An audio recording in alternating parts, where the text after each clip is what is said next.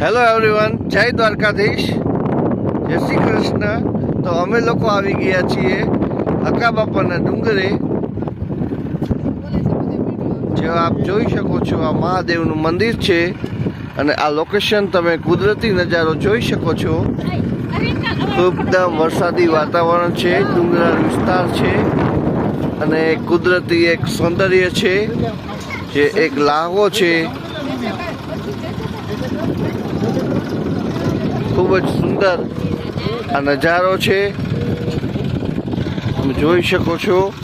આ મંદિર છે હકા બાપુનું મંદિર તરીકે આ મંદિર ફેમસ છે.